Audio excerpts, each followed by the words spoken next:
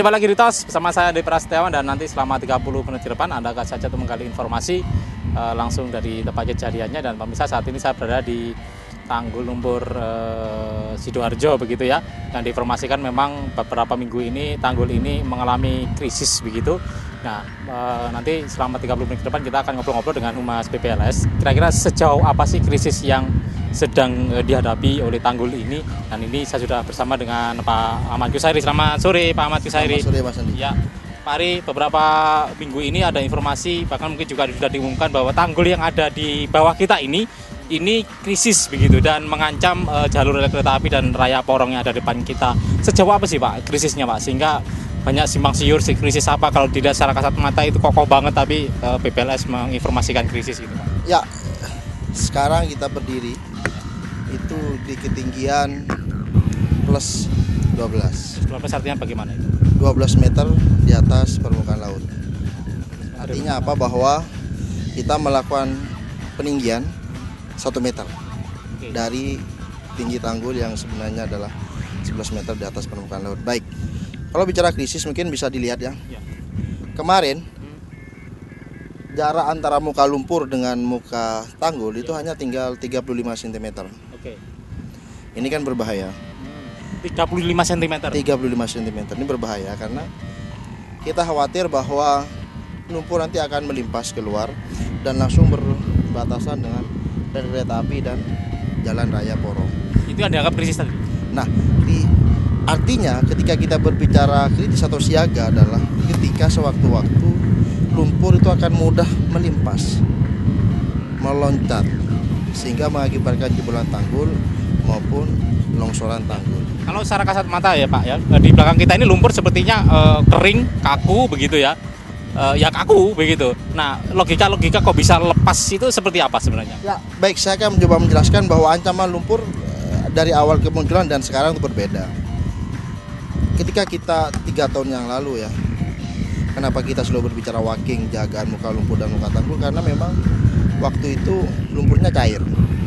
Nah, ketika cair ancamannya kan tahu. Kenapa kita bicara walking? Berbahayanya pada tahapan seperti itu. Nah, saat ini lumpur kering, namun hanya atas permukaan, bawahnya tetap basah. Artinya kalau kita buat rata-rata tinggi lumpur itu 11 meter, maka yang kering paling cuman 1 meter. Sedangkan sisanya ke bawah itu semakin bawah akan semakin cair.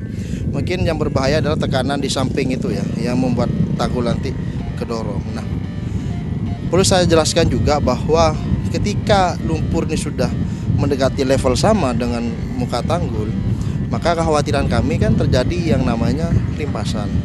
Tapi karena tanggul ini kering, lumpur ini kering, itu mungkin bisa saja tidak terjadi. Namun kita harus tetap mewaspadai. Ini hanya untuk apa yang dilakukan ini adalah kewaspadaan terjadi limpasan tadi. Ya, itu yang pertama.